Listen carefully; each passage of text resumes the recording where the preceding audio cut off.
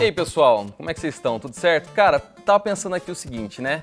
No mundo dos videogames de hoje em dia, focado em teraflops, em cálculo, e quanto mais avanço gráfico e técnico, a Nintendo trouxe em novembro o NES Mini, uma versão miniaturizada do seu videogame mais clássico que conquistou a América nos anos 80. Você pode até estar se perguntando, nossa, mas novembro, o que vocês estão falando do aparelho agora? Simplesmente porque é o seguinte, o NES Mini esgotou em todas as lojas e foi super difícil de conseguir. Mas agora a gente está com o aparelho, graças aí ao nosso Salsa, que comprou uma edição para ele, para curtir muito os jogos, e a gente vai falar um pouquinho agora sobre essa aposta da Nintendo em trazer a nostalgia do seu Nintendo Entertainment System numa forma reduzida. A primeira coisa que grita aos olhos quando você tira o NES Mini da caixa é o tamanho. Ele é muito, mas muito menor que o NES original. Mesmo assim, o visual é idêntico ao console de 85 num formato miniatura. É quase um Nintendinho do Kinder Ovo. Aí, é claro que a entrada para cartucho é apenas um elemento visual e não serve para nada além de manter aquela estileira. Esse pedacinho de Nintendo acaba também sendo muito leve. Na parte da frente, a gente encontra os botões Power e Reset, e esses sim funcionam de verdade. Além deles, a gente tem também duas entradas de controle que usam aquele mesmo plug de encaixe dos Wiimotes do Wii. Na traseira, apenas duas conexões, uma mini USB para alimentação e outra HDMI. Ele não vem com fonte, mas não se assuste, viu? Na verdade, ele não precisa de fonte. Apenas o cabo micro USB que está na caixinha já é suficiente. O NES Mini consegue se alimentar utilizando a entrada USB da própria televisão. Bem maneiro, né? Ou então, você pode usar o seu carregador de celular se precisar mesmo utilizar uma tomada. O controle que a Nintendo colocou junto com o videogame é idêntico ao original, com exceção do plug e do cabo, que tem apenas 77 centímetros. A ideia da Nintendo aqui é que, assim como a gente está fazendo, você jogue como os consoles japoneses aconteciam na era 8 e 16 bits. Afinal de contas, se você procurar, o cabo do Famicom e do Super Famicom também eram bem curtinhos. Apesar da ideia ser louvável e ter uma justificativa até meio que histórica, na prática ela não é muito legal. Não é exatamente porque os japoneses jogavam com cabos curtos nas casas deles com os consoles logo à frente que o público de hoje em dia quer. Afinal de contas, a gente acaba tendo que jogar dessa forma bem próxima do console.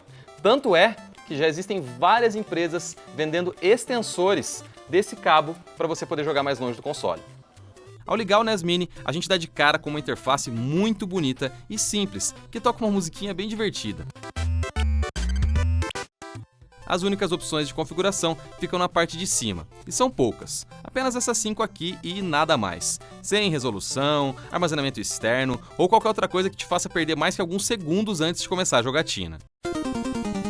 Mas agora vamos ao que realmente interessa, né? Os jogos. O NES Mini vem com 30 games na memória. Saca só essa rápida seleção. A gente tem todos os Super Mario do 1 ao 3, The Legend of Zelda 1 e 2, Metroid, Mega Man 2, Excite Bike, o primeiro Final Fantasy, Pac-Man, Castlevania, enfim, só clássicos. É claro que tem alguns outros jogos não tão famosos aqui no nosso Brasilzão, como o TecMundo, por exemplo, que é considerado pelos americanos como um dos melhores jogos do Nintendinho, mas que por aqui não faz muito sentido. Praticamente todos esses jogos rodam em 720p a 60 frames, sem possibilidade de você alterar isso. Se você encontrar algum engasgo nos jogos e estranhar, acredite, é exatamente como eles aconteciam nas suas versões originais no console.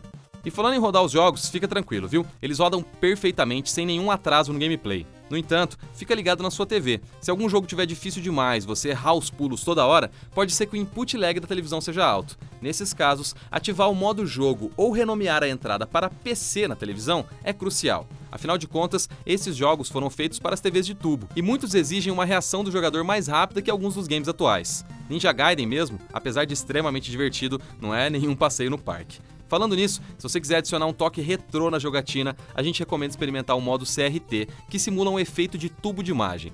Ele dividiu opiniões por aqui, alguns acharam mais ou menos, outros acharam perfeito, mas de qualquer forma, todos acharam muito legal. Ele não adiciona apenas scanlines, mas sim dá um efeito de distorção das TVs de tubo mais antiga. Já os outros modos de imagem são 4x3 e resolução original. Esse último modo é bem curioso, ele deixa o jogo ainda mais nítido, mas a gente acabou estranhando um pouco em algumas TVs, onde as barras laterais ficaram ainda maiores e os pixels definidos até demais. De qualquer forma, fica aqui esse comparativo entre os 3 modos.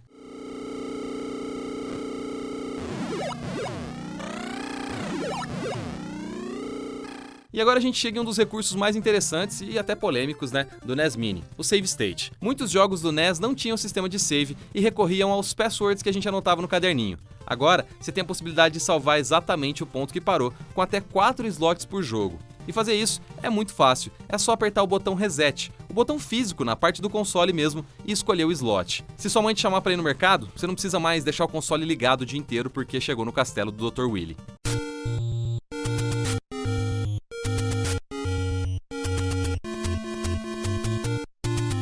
Apesar disso tudo, a gente tem que colocar alguns pingos nos is ainda. No Japão, a Nintendo lançou o Family Computer e nos Estados Unidos o Nintendo Entertainment System. Então, da mesma forma que a gente tem agora o NES Mini, o Japão também recebeu o Famicom Mini. Os dois custam $60, foram lançados no finalzinho do ano passado.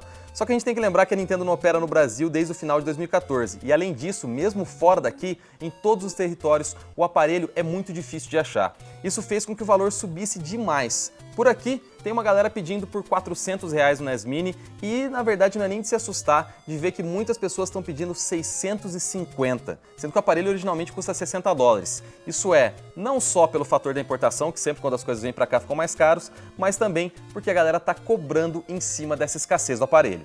Se você achar tanto o NES quanto o Famicom por menos de R$300 e é fã dos aparelhos originais, considere a compra sem medo de ser feliz. E mais, se você estiver em viagem ao exterior e conseguir encontrar o console pelos $60 originais, aí sim, vai fundo que ele vale cada centavo. Mas você percebeu que a gente usou o termo "se conseguir encontrar", né? Isso mesmo, o NES Mini é mais uma vítima da tradicional prática da Nintendo de produzir seus produtos em quantidades limitadas. Mesmo lá fora, é super difícil encontrar o console. E aí galera, você já tinha ouvido falar do NES Mini? Já tinha visto o aparelho? Conta pra mim aqui nos comentários. Se você curtiu esse vídeo, deixa aquele like. E se você quiser ficar sempre por dentro do mundo da tecnologia, inscreva-se aqui no canal. Ô Salsa, o NES Mini é teu, né? Ô. Vai jogar não, hein? Presta ele pra mim aí, velho. Vai jogar não.